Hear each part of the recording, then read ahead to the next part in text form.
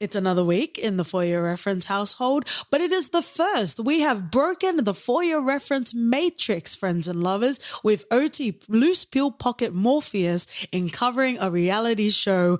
And by God, it had to be in Africa, didn't it? Mm-hmm. Let's get on with the show.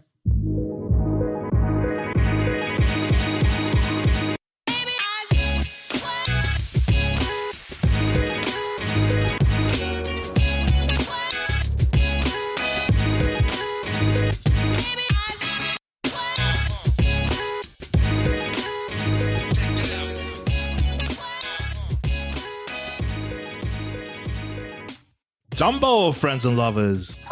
Oh, welcome back to the For Your Reference podcast with your host, Katie. And Doti. Jet set around the world and touchdown in Africa for balls, speeches, and nonsense. Join our clique as we cover Young, Famous, and African this week. Mm-hmm. Ooh, there's definitely a lot to cover in this show, which is a sentence that no one really talks about when they talk about reality television.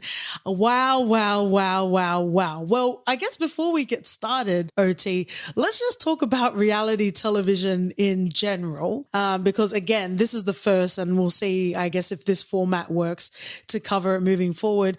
I think I'm more of the, we talked about political dramas in Total Control. That was more your field. I think reality series are more mine, right? Yeah, 100%. Like you dip in and out of my 90 Day Fiancé sort of watching, but I'm usually the one that's holding the bastion for 90 Day. Yep. And surprisingly, especially with all of the different sort of people in 90 Day Fiancé, there's not that many, if any, Kenyans I can think of. No, I remember those one where I saw a clip of a Kenyan there, but I think it's very, very few. Okay, don't worry, friends and lovers. I'm working on my expose at the moment.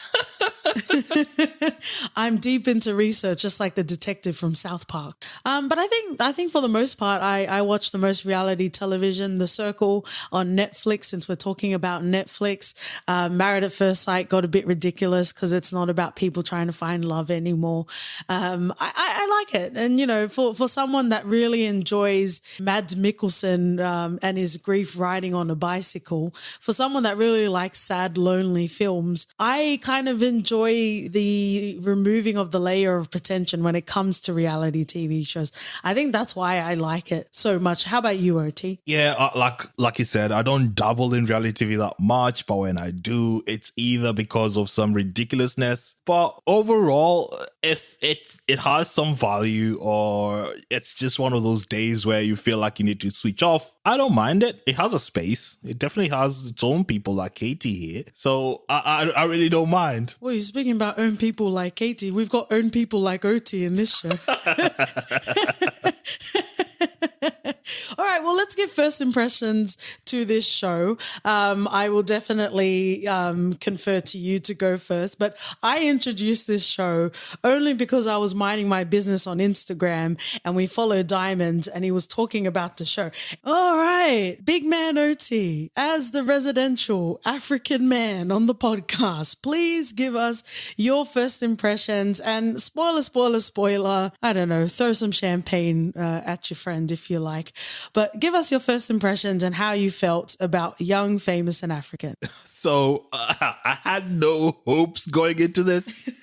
And it's one of those things that when you're like 4 or 5 episodes deep, and I was talking to Katie, I was like, should this be our next episode? I love the fact that, when you're talking about Africa, the connotation around it in media or even in TV and movies, you see some really distraught places and, but this time you don't get to see that. You don't focus on that. You focus on these 5-6 people that are ridiculously rich and following their shenanigans and their supposed friendship. We love diamonds in this household and we barely get to see what he's like personality-wise, and to see him in the show like that, it was fucking ridiculous. I loved how everyone is unapologetically rich in this and they don't care. They just don't give a fuck. Yeah. And I was in in for that. And I was like, okay, definitely it's gonna be our next episode. Just because it's something different. We've been covering a lot of sad shit in the past 2-3 episodes. I was like, you know what? Let's just break from that for a bit. Yeah. Let's allow the luxury of joy. Speaking of, and I guess just to give us context, like the concept of reality television isn't new for African audiences. I remember you would talk a lot about Big Brother. Was it South Africa or Big Brother Africa? No, I remember when Big Brother Africa came out and it was so big, it was hugely watched. And, you know, there was a flavoring of, you know what, this is something that possibly could be the next thing to be a nation African entertainment scenes. And it sort of petered out. But with this young, famous and African show, I was like, okay, this is a completely different concept that we usually see mostly in American TVs. But here, you know what? I'm all for it. Nice. Let me wrap up my first impressions because there was a lot you mentioned in yours that I want to pick up on. Of course, I'm the Katie Brovlowski, so I'm already thinking about themes that I want to talk about a fucking reality show. But here we go. So, again, I didn't know anything about this show, but I'm always down to try it out. And if I'm always going to try pedestrian sort of reality TV shows, I'm definitely going to try one that with an African sort of flavor. Initially, all of the men, I would say all of the men made me cringe and I was close to throwing something at the television. Just at how, I wouldn't say misogynistic, but just at how, I guess we can talk about traditional sort of values and how, you know, men view women in the proximity of being with a man. Like that's a whole thing. And, you know, we talk about, because really my in to this show was Diamond. And the more he kept talking, the more he kept saying that he was a lion out to hunt women. I'm like, this man needs to stop speaking because I need to be able to dance to his music. He needs to stop. But like as the show really found its footing as it continued, but in some cases the production got a bit annoying. Production in regards to storylines, not the grandioseness, because it looks very rich, right? But yeah, so initially it kind of bothered me, and I do want to talk about like traditional African sort of views, especially in regards to men. But Diamond really was my into the show, and I think because we've been away from Kenya for like 3-4 years now, my proximity to understanding celebrity isn't as I guess on the pulse as it was when we were in Kenya. I didn't recognize a lot of people aside from Diamond, but I guess in saying that, let's get into the reality, young, famous and African meat and potatoes of it all. How did you feel about the men's views in regards to women? Because something that I really appreciated about Kanye, and she's kind of, I have a lot to talk about her in general, but I just want to focus on the theme. But, you know, Kanye speaks a lot about being so progressive, and even her daughter's like, you're the only person that thinks this way and that is still living in Africa. Like, you know, that she has a lot of like progressive sort of views. But I guess I just want to generally, you know, focus on the idea of as a woman, I cling to my OG location of my rib, right? I think I'm bastardizing the Bible, but I think I did a Bible. But I guess I just want to hear, because you're a very modern progressive man. So I want to know what you thought. Like, were there moments in particular in regards to man is man, woman is woman? Were there moments where you found yourself cringing? Oh yeah, for sure. I think that was driven more by, you're right, Diamond, and sometimes what Nikki DJ was saying as well. Yep. And Andile. You know, and the weird fact about Andile is he's pretending to be this progressive dude, but he's using that to slide in. Oh yeah, it's his way into, you know, the flirting in there. You know, his end goal is to sleep with this woman, so he'll pretend to be, oh, I'll be the listener, I'll be the caring, I'll be the one that spits out sense. He's the Tay Diggs kissing on the forehead. Yeah, exactly.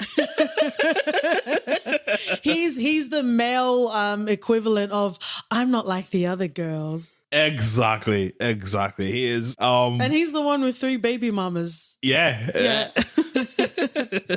But I'm sure Naked's got baby mamas as well. Yeah, he probably just doesn't claim them. But back to your question, of course there was. I think with Diamond, he has this, and I think even when we progressed throughout the show, he peeled it all back. When he was just cheating, he cheated on Zari. And I was like, you know what? I love Zari so much, but we were apart. And he is not pretending, or at least at the start, he was like, yeah, I just need, manhunt woman, whatever, I'm a fucking lion. And then towards the end, he comes, or he delves deeper, and it's more you can see the sadness, you can see him feeling the shame of, oh, I had a good thing here, or at least him sort of struggling around it. Yeah. Okay. Well, I guess let's focus on Diamond for a little bit, because it got very messy very quickly, and I hate to give a shout out when I'm talking about messy, but shout outs to our loves Sunny and Brandy from Book of Lies, because they also watch this show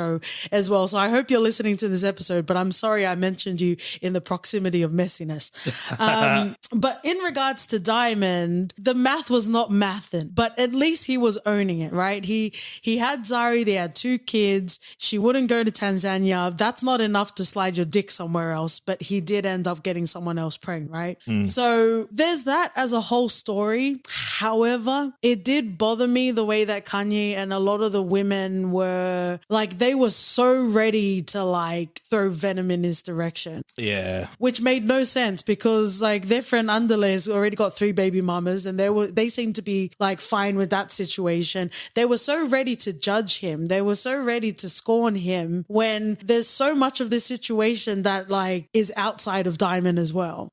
Like, I mean, the fact that it exists, not just African men, like men in general be having babies around the world. Have a baby by me and then you'll be a star's millionaire. Yeah, especially Annie, because Annie came out quite hard. And it's like, what do you mean you don't know how many children you have? Like, even when after he explained the situation and what he meant, you could see the judgment. I'm like, mate, 2 Baba has a lot of kids out there. Don't be the judge. Don't be the fucking judge when you're there with your husband trying to be the beacon of fucking hope and truth. Nah, that doesn't work. Yeah, I don't know. And then this is where we kind of break like the reality TV matrix. Annie fucking frustrated me. Like she really, really frustrated me. And she knew that people felt sorry for her, like especially Kanye, like really felt sorry for her. And this is what really frustrated me, because, and then I guess you can also shed light as well. But for me, in the 2020s, or I guess in the 2010s, or even in the 2000s, like, I don't know. I think it's high time to kick a man to the road. Like if you, because it was very clear, it was made very apparent to everyone, even though this is a fucking reality TV show, it was made very clear that Annie hasn't done the work to heal from this shit. No, she hasn't. But also at the same time, when she was sharing, her first child with Two-Face was not his first child. It was his 5th child. Yep. So no one's even asking you to heal from that, because that is a lot of fucking shit to take on, right? Yeah, you are his fucking day one, and your first kid with him is his 5th. Yeah. That tells you everything. Like, no one's saying that you need to heal and forgive him, but you are fucking there. So you need to forgive him or shut the fuck up. Because I think part of the problem is you can't tell someone anything if they're not ready to heal from whatever it is. And you could tell it bothered her, because she was quite open. She was quite quick to open about it. Yeah. You know, with Andile, they'd pretty much met 5 minutes and already starting to spill that shit. Yeah. You know, and when Kanye joined, she continued on. You know, it's like Kanye, to that point, she was like, oh, this is weird. Yeah. Because it is. You don't expect someone to tell you about their marital problems and how it makes them feel or how broken down it is within 5 minutes of meeting them. Yeah. But anyway, with Annie, she wanted to be the center of attention. Yeah. And she wanted to be her own woman outside of Two-Face. Two-Face. Yeah. And the problem is she used Two-Face's name and identity as the stick. Like, oh, Tubaba is coming. Tubaba is calling. Oh, look at Tubaba. And she got excited like a kid. I'm like, what? It's embarrassing. She's a grown woman. Mate, It's embarrassing. I get excited when you call me, but Jesus fucking Christ, there's a line. No, but like I think okay, let me clarify.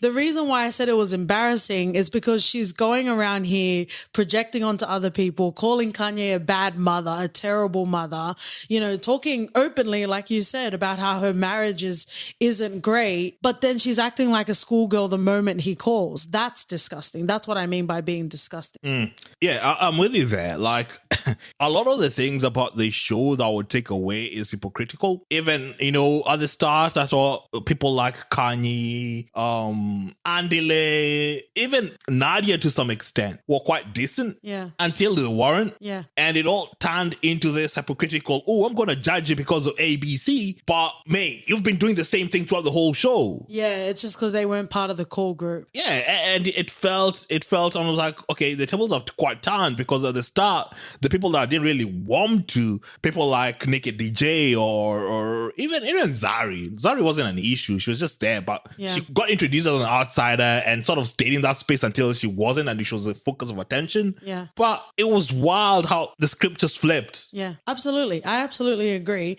But you haven't, I've tried to 60-minute you, but you haven't answered the question. What do you think, like a woman like Annie in the 20s, so maybe fine, it's been 10 years since then, but in the 2020s, you can see she hasn't dealt with this fucking pain. What do you think about, like, I understand that it's a different context because we're in, you know, Nigeria/Africa, but what are your thoughts on her? She should have left Two-Face ages ago. I'm just saying Thank you. Plainly. I needed to be supported in this. Sometimes, you know, we say you can forgive, you know what, you don't know people's relationships, but she's clearly hurt by it. Yeah. Even to be as open as she is at the table when the kids had come to South Africa, and she was at the table with all her friends, and she's like, don't cheat on me again. I'm like, wait, what? And she said it as a joke, and she stared at him to make that promise while the kids are there. And you could see Two-Face's face. He was like, okay. We're trying to have fun here.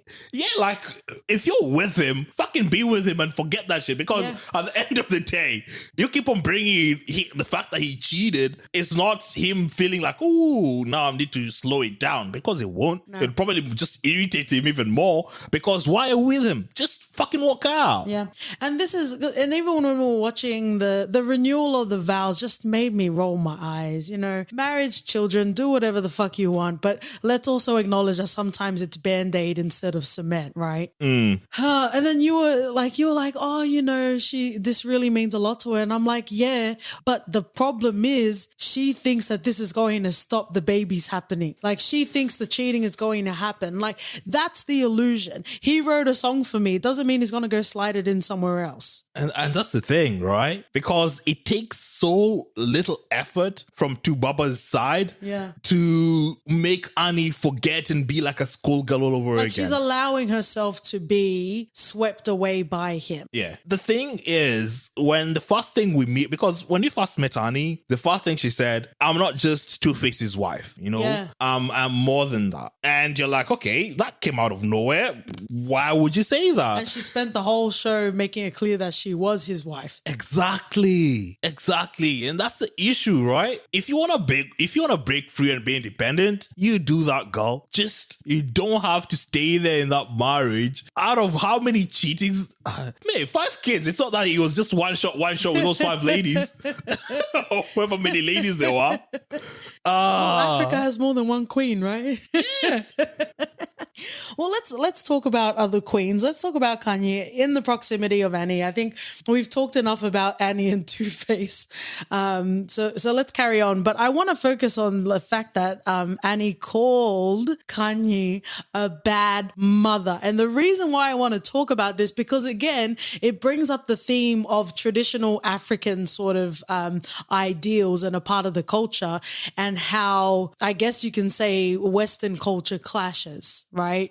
So I guess the crux of the scenario was, or is, that Kanye has a 15-year-old daughter and Annie had a problem that they weren't living under the same roof. Yeah, she was quite hard on that line as well. Like, she couldn't get over the fact that Kanye had her ideas on how to raise her own kid based off her own experiences. Yeah. You know, she said that I'm doing what I feel is right for my kid, and how, you know, the things that I wanted to be done for me as a kid as well when she was growing up. And fair enough, who are you to tell someone that's the wrong way to raise your child? Yeah. It's none of your fucking business. Because nowhere in this show do people say you should leave Two-Face. No one gave advice on her marriage and her as a mother. But she was so ready to give advice that no one was asking for.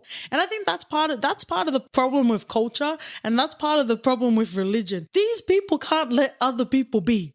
Like, anyone that strays outside and colors outside of the lines, the justification is that's how it's supposed to be. Therefore, I can openly judge you and call you a bad mother. But I thought it was interesting, and it really gave me a full impression of Annie, in the sense that she just can't let people be, even if it's something that would make people happy. Like, it always needs to, even when she was like talking to Zari, it wasn't until Zari started focusing on her life that she wanted to talk to her. Yep. It's embarrassing and it's miserable and it's disgusting. But what are your thoughts on how would you feel if your parents let you live in a different house at 15? I'd be the happiest kid, mate. But also, like, if we're talking about, just general sort of attitudes, Naked, I think it was Naked that used the excuse of, oh, it's probably because she doesn't want to introduce to all the men she's sleeping with. And it's like, fuck, man, you were so close. Like, you were so close. Like, whether that's the truth or not, it doesn't fucking matter. You know what I mean? Like, however, and like you said, however people choose to parent their children is no one's fucking business. Yeah. Like, just because you have a kid doesn't mean you can tell other people how to, like, look after their kids. Exactly. At this juncture, before we get into more of the messiness, I kind of just want to have a real sort of theme right now. You mentioned in the first impressions, and I'm glad that there is a different sort of, a different lens, at least, of Africa, that it's not just, the way that everyone's seen it, right? I am glad that we have that. But watching all of the extravagance, knowing that there's a lot of people that are struggling, made me a bit uncomfortable. But also at the same time, places like America have people that are in poverty as well. So I had to like mentally check myself, because it shouldn't be any different to other places that have rich people. Like, they're allowed to have joy. And I just wanted to get your thoughts on that. No, I'm with you. We're living in a capitalistic world, mate. Yeah. You're always going to have that discrepancy. Yeah, we have it everywhere in the world. There are people struggling in America, Britain, wherever you are. There are fucking people struggling. The degrees might be different, but it's still same struggles, mate. I see no difference with this. I didn't feel a way about it. Let them get their own, for fuck's sakes. If they're rich, they're rich. Who are we to curtail that because you think the rest of the continent is struggling and whatever? Because at the end of the day, that's how the fucking world is. And I don't think it's going to change unless capitalism ends. And I don't think that's ever going to happen. So it is what it is. Like, let people have their joy. As Jesus said, let Caesars be Caesars. Wow. It is what it is. It is absolutely what it is. It reminds me of, obviously tonally very different, but Michaela Cole's I May Destroy You. And they had a whole discussion about, deforestation and climate change and how there's so many issues right now. And, the green sort of initiative is kind of being used as a marketing ploy. But anyway, I guess just going back to this theme, there are a lot of like thriving young Black people in I May Destroy You talking about, why did everyone get to drive their Mercedes, but we can't now because it's not environmentally friendly. Facts. You want to curtail them right when they're about to bring that money. And I personally had to check myself. So I just wanted to be very honest and very vulnerable, because I'm like, why are they out here partying and people are struggling? But it's like, people are struggling everywhere. Why can't they have their sense of luxury as well? Yep. Otherwise, no one would be allowed to fucking leave at all. True. Very true. Very true. Who do you want to move on to? Let's start with the least contentious character in Andy Lee. Least contentious? I think this goes back to like the mean girls, like the bitchy in a circle sort of thing, because he had 3 baby mamas, as far as we know from the show. But they didn't mention that until very later, because I guess that would have made them hypocritical when they were talking about Diamond. Like that wasn't introduced as the first part of the show. He's annoying. He's annoying to me because like as a woman, and you see it in the show, like whenever you're trying to like pick up the pieces of a night out, or, you know, some man's harassing you and you're trying to just like chill, he's that motherfucker that will slide his dick in the shadows. It's like, we don't want you either. If you're going to be like rubbing up on us, we don't want you either. No, he'll come in smooth. He'll be like, "Hey, dude, buck off from her," and then he'll be like, "Oh, some man, hey, am I right? Am I right?" That'll be his way to slide in. Like Adele is a fucking problem. Yeah, he pretends to have this. Oh, I care. I listen, but nah, he really doesn't. he listens until it's over. Yep. Why did you say least contentious? He's so frustrating. Compared to the rest of the gang? I guess so. Because we barely got to see him, you know, his focus was more on him pursuing Zari and how that was like. It didn't get ridiculous up until the last episode. Yeah. Where he went out of his way to go to Zari's house and Diamond was there. Yeah. I'm like, okay, dude. Who fucking drops by at someone's house late at night just because? Tay Diggs? Tay Diggs would, yeah. Tay Diggs people would another. let him though, you know. But Andy Lay's in Tay Diggs. So so let's rewind that back a bit. You know, he feels entitled to some degree. Yes, there could be something with Zari there, but that was just wrong. Nah, man. I'm sorry. Like millions of people in Joburg, and you find Zari as the one you want to be with? Nah, sorry. People love messiness. They do. And we love to watch the messiness, apparently. Yeah, that's why you get stories about people getting in with other people's sisters and shit. Because close proximity, mate. No one wants to look out beyond their fucking horizon. I'm watching you. Ha. Who's trying to take digs it now? But it's true, you know. Why would like Adile be bothered to go outside of his circles when he spends most of the time with his people? I think you've reached your final African form. I am an African man at the end of the day. Andale really liked his shoes. He loved his shoe metaphors. He did. Like when he was talking about his dad, he was talking about the shoes, and I don't know. Like I feel like Friends and Lovers, we all have that one sibling, even in the course of like a funeral, just saying stuff like that. Oh, you know, those are really big shoes to fill, but I'm ready to wear them. Mate, can we grieve? Like, can we just have our moment? Yeah, and you know, it's not even one of the best metaphors we had in the show. I think the best one was from Diamond, with the chewing gum and the grape. Yeah, I did not understand that. I didn't get it until you explained it to me, and I hate how much sense it made. It makes perfect sense. Why would you throw your chewing gum that will sustain you for longer when you get a single grape? Wow. Facts. Is it? How factual is it, sir? 100%. Oh man, it's just a spicy way of speaking. Was it fun to hear Diamond in particular weave in and out of Swahili? It was, because the thing that I've realized being here, like my Swahili would leak when speaking to just random people. I just burst into a moment where I speak Swahili and then I realize I'm like, oh shit. Because people just stare and are like, okay. And it doesn't really happen with white people. It happens with more ethnic people. And so... Because the white people probably expect you to do that. No, I think it's more with ethnic sort of people. It's more, they speak other languages and I feel like I have a layer dropped and my Swahili just starts flowing out. It's wild. It's wild. But no, I thought you meant like the reaction to it. No, not the reaction, more when it triggers. Where it happens. Yeah. Interesting. But that's just OT, you know. Every so often I'll be sitting and minding my business and he'll throw me a bilingual burn. Who else do you want to talk about? Let's talk about Naked. Naked was really red flags for me at the start of the show. And then I hate how much I grew to love him. Like, it's annoying. Yeah, he said some problematic stuff at the start, but towards the end, he was the only one that said anything that made sense, that brought any sort of realism to this group. Yeah. And he called every bullshit the way it is without mincing his words. Can I ask a potentially, we don't need to get too deep, but it is a deep question, because you're saying what he was saying was problematic, but it is just frozen in time. You see what I'm saying? There was nothing wrong with what he was saying for 20, 30 years ago. So does that make it problematic, or does it just make it frozen in time? Because even his attitudes towards cheating and stuff was very casual. Yeah, it was very casual. But does that make it problematic? Because it was pretty much okay. Everyone has a secret brother or sister somewhere.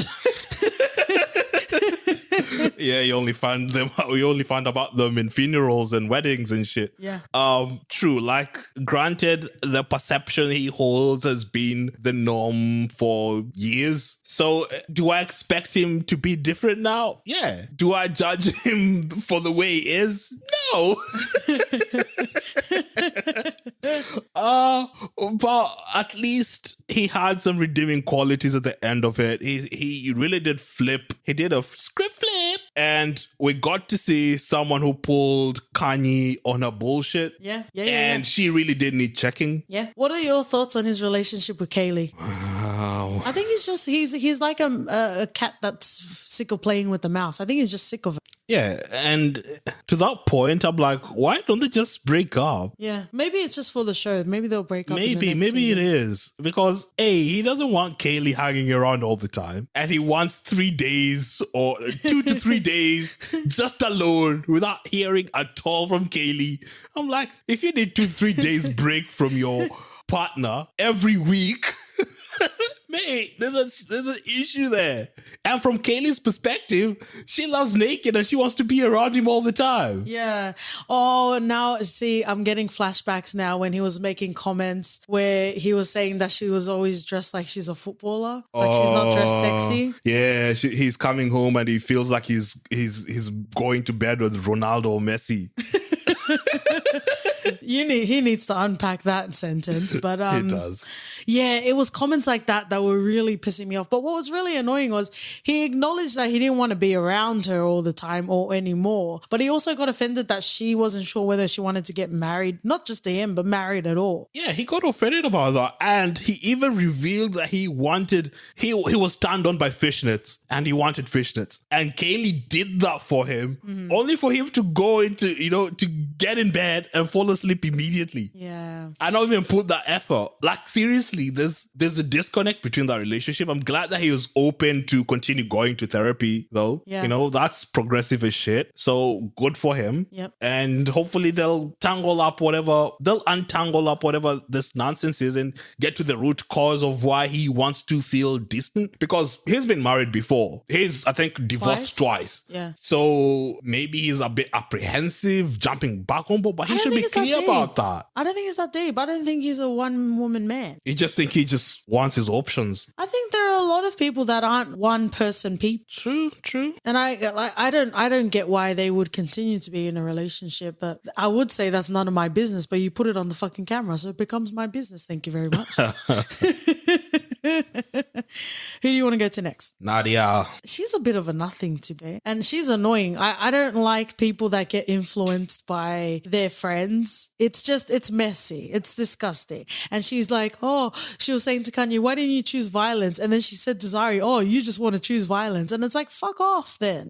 True. Like, she holds no thoughts of her own. Yeah. Everything is fed to her. And whatever is fed to her, that's the gospel fucking truth. Yep. And she portrays that, she magnifies that energy 2x. Yeah. I was like, mate, hey, you've not been around Zari at all during all these issues. You've not had a single thing. Kanye would come to you, say some shit. Annie would come to you and say some shit, and you'd believe them over everything else. Yeah. I just started even like Annie, and now Annie's your fucking best friend. Yeah. Out of nowhere. Yeah. Just because Kanye accepted Annie. Yeah. And now apparently because Zari and Kanye were already friends before, but now Annie is Kanye's best friend. Yeah. Oh my God. The hypocrisy in this show is wild. Speaking of hypocrisy, it was very annoying when she was like, oh, I got a man. And then why are you still in the room with Diamond then? I understand why she's still in the room with Diamond. But still, like, it's annoying. And even it's annoying that the residue of misogynistic shit that Diamond was saying was proven right by her actions. Because he's like, oh, she said she got a boyfriend, but she's still here. You know what I mean? And it's like, well, he's not wrong, is he? It proved he wasn't. Diamond said it flatly. Like, if I tell a woman whatever, I like them or whatever, and they say they have a boyfriend and still continue lingering, then, okay, that tells him there's still a chance. He still has a shot. Yeah. And it was proved right because when Nadia went to Mexico to meet Vic and she came back and they'd broken up or whatever, we don't get to see Diamond for a couple of episodes. And then she starts complaining that there was nothing but radio silence from Diamond's end throughout this period. I'm like, what did you expect? Yeah. What did you want from him? Yeah, but just don't look at our podcast DMs. If you see any DMs to Diamonds, just ignore it, OT. I just like it in a different format at another time. I will always be here pulling women to account because you know how much easier it would be for I'm talking to the straights. Like, you know how annoying and how much easier life would be if men could just continue to be players, big pun players, and women will allow themselves to be players too. What's up with this pretentiousness? You want to fuck around. And I think Kanye was saying she can have a boyfriend in America and a boyfriend in Africa. Why the fuck not? Why not? In liberation is also accountability for your playerdom. That's exactly it. You want to fuck around and find out? Do that. Yeah, no one's stopping you. I don't know. I don't think she's lived a full life. And then they try to... Not to say they tried to because it's her story and it's her pain, but it was only tacked on at the end with your Tay Diggs underlay when she was talking about her pain of never really having a father figure and she sees men as disposable. Lead with that shit. Because does that mean you just be messy and then at the end we're supposed to think you're a full person now? Yeah, maybe so. It felt very stitched in. I'm like, okay, cool. That came out of nowhere, but okay, we hear you, but it still doesn't explain a lot of the other mess that you're making when it comes to Zari. She has no reason. Like, she didn't even accept Zari's invite because she doesn't really like her. And that's all. She felt away when Zari first got introduced into the show when she came for Diamond's party. Mm-hmm. And she felt away and she made faces throughout because A, she was no longer the center of attention for Diamond, and Diamond behaved a completely different way from when Zari's around. Yeah. And that irked her. Mm-hmm. So from then on, I don't like Zari. I think she just chooses violence. But based on what? Jealousy? It's just nonsense. It's just ridiculous and it's nonsense, but we were here for it. We were absolutely here for it. You want to talk about Swanky? I thought I'd like Swanky. He was good at the start because what I really appreciated and I gave kudos to was the fact that Annie is ridiculous and she's in her own little bubble. She doesn't want to be grounded by reality. She wants to live in her fantasy world. Anyone else, is going to be a problem if they try to insert reality into Annie's life. But what I really appreciated about Swanky when he was first introduced to the show was that he would pull her up on shit.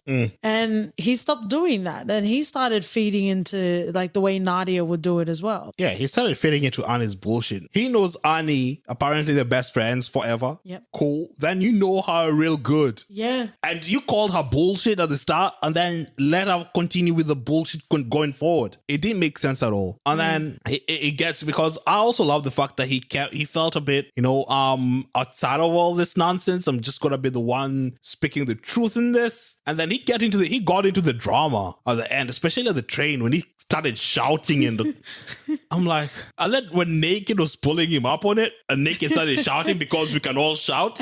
But being an adult means you speak properly. I'm like, yes. call him out. Yeah. He was acting like a child. But it made no sense. Like, who are you shouting at? I don't even know. I don't know at all. I think we're aware that, there is a certain level to like producing storylines. I would want to believe that Swanky is a cool enough person that this was a manufactured sort of storyline. I would hope so. Nah, I take everything in the show with a grain of salt. We know a lot of this shit is scripted, but scripted or not, it's what we are seeing. True. So we need to be able to criticize regardless of whatever it is. If behind the scenes Swanky is the best sort of person, we don't know that. We only see what's presented. True. So with that, I'm like, knowing Zari, knowing Annie, knowing the whole situation about that. And of course, maybe, there's all this nationality bonding as well. You can't all be here on national TV going against your nation, It's typical fucking Big Brother, It's in Big Brother Africa, you'd get people with the closest proximity to each other, country-wise, being the closest because you can't stray too far. All right. So with Swanky, I felt like he had this onus, whether Annie was right or wrong, that he had to stand by Annie. I see what you're saying. Like, I absolutely see what you're saying. Like, I would not expect for a single minute for Diamond to say anything bad about Zari. Not because, there's the whole aspect of Zari being the mother of his two kids. There's also the East Africa connection. I just don't feel that would happen at all, despite Nadia's best efforts to try and turn everyone away from Zari. Well, I guess this is the $1 million question, OT. What if Annie was Kenyan? Would you be saying the things that you're saying here? Probably, I would, but to a lesser degree. Well, it's good to know yourself. It's good to be honest. That's very good and very commendable to hear. But this show ended on a very big cliffhanger. We already talked about it, of Andale with his whole chest, which I kind of respect to a certain degree. He didn't back out and say, no, I'm here to see you as my friend. No, it's like, here, I'm here to scoop up, the mother of your children. Yeah, I get that. At the end of the day, I don't feel like it should be a problem, though. Diamond did leave things with Zari that well. So he cheated on her, essentially. Having a kid outside. No, not essentially, literally. My East African tax is showing. He should not have a problem because they're no longer together. Everything else is fucking fair game. I hate this nonsense of bro code. It means shit all. Yeah. No, we know. We know it's a myth because we see Andale acting the way, however way he wants to act, that's exactly the way he's acting. But yeah, I enjoyed the show as much as I could with suspending the fact that these people might not actually be this way. I just like that there was an offering from Africa in regards to reality television that is easily consumable, even though Netflix is getting more and more expensive. But, it's on a platform that most people already have. And it was done, like you said, in an unapologetic Lux sort of way. All right, well, let's talk about Kanye. I had a lot of hope for her. I always find myself resonating with characters that are misunderstood, that speak with their whole chest but they get misunderstood. So I definitely found some kinship with Kanye, and she just disappointed me as time went on. It's understandable, especially when you're talking about earlier with Annie. But what I hate is the same way that Andale plays that good guy act, Annie is playing that long-suffering wife act, right? And she loves that people feel sorry for her, and she can also get love from Two-Face at the same time. Yep. She is Mrs. Two-Face, is she not? She is. So as far as I understood, as soon as Kanye realized that Annie needed to be protected, everyone else that could come to her as a threat became her threat. Yeah. And I think the most ridiculous thing about Kanye in this situation was on the train when Zari is making a speech, and then she gets upset because Zari is saying that this is her invite, because it fucking is. Yeah. What did you want her to say? Thank you for accepting our invite. What the fuck? Yeah. She had a party and had 7 fucking speeches. But that's what Naked said. Yeah. Yeah. And then she said it's different. Why? Because it's on a bloody train? Yeah. Oh, she could get in the bloody bin. She's just hypocritical as fuck. fuck. I thought I'd vibe with her with a whole, I'm gonna be progressive. I'm not gonna let nonsense. I'm gonna be the mother figure in this. Yeah. And then she turned into some beachy person that, I don't know, the whole situation around the train and it was such a little non-starter thing as well. Yeah. For her to get triggered that much. But it's believable that someone could act that way. Like, we can say it's fabricated, but it's believable that because I think a lot of it is that Kanye saw herself as the queen bee. The only person that says there's no hierarchy is the one that's at the top. Yup. Like, we're all friends here, pal. And it's like, no, there's obviously a hierarchy. And I guess that's what I really appreciated about Zari, because she called her out. She's like, you're threatened by me. Exactly. And that's just the truth. Yeah. She pretends that, even at the start of the first episode, she made it out to be like she was the mother hen. She was the top. Yeah. And then now there's no hierarchy and there's nothing because Zari's in the picture. She can piss right off. Yeah. She can get in the bin. And then they made such a big thing about like, because that's what Kanye was saying. Like, when I had a problem with Annie, I went to her house. When I had a problem with blah, blah, blah, blah, blah. And Zari just entered the group. What's her obligation to, first of all, resolve the Annie thing? It was only because every time Annie saw Zari, she kept bringing it up. How do you know my husband? How do you know my husband? How about you ask the husband? He's the one that has all the kids. Like, yeah. And I didn't see a problem with Zari calling to Baba and being like, hey, yeah, your wife's asking how I know you, and having the wife there as well. Like, what the fuck? You wanted to know how we met? He heard from your husband. And then he was making a joke like, oh, let's pretend. Yeah, your husband doesn't fucking love you. I'm just saying it, mate. But it doesn't matter. But it doesn't matter because all the signs are there. She just wants to bury her head in the sand. It doesn't matter. It's not a lack of information that she's still carrying on this way. Yeah. Because love isn't a science. That's made very clear with Annie. Mm-hmm. I don't know what the fuck is going on, but that's fucking disgusting. Kanye, yeah, I know. I was really gunning for her. And now I'm just like you said, she can go in the bin. Yeah, even Kudzi, who was barely in it, was like, Zari's done nothing wrong. That's why I got cut out. When your boyfriend, who's barely in the show, who doesn't say much, yeah, and the one thing he says and agrees with is with naked, and it's like, yeah, this is all bullshit. Then, yeah, you're on the wrong side. Oh, absolutely. You want to finish off with Zari? Yeah, boss lady, eh? I think she was my favorite in this. Yeah, same. Just because she didn't pretend, she was unapologetically her. Yeah. And even if it ruffled feathers with the rest of the group, at least she didn't change her tune. When she wasn't invited, they thought that they should still go to their party. Like, why would she? Yeah. And that's why, if that was fucking Annie, I feel like Annie would have gone. And then, I don't know, like, Zari is the best thing about this just because she doesn't fucking pretend. Yeah. And she doesn't care because no one of those people make her money, bring anything outside of value.